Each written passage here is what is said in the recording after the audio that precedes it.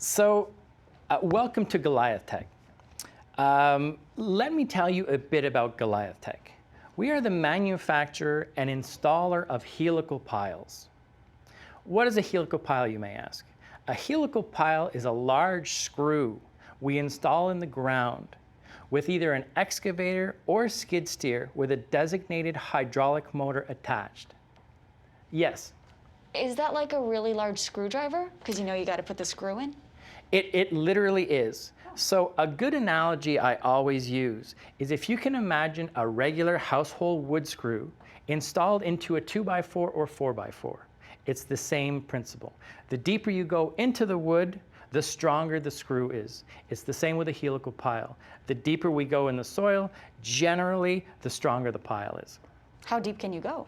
That's a good question. We go as deep as we need to go per the project's specs. So for instance, generally the deeper we go in the soil, the firmer the soil becomes.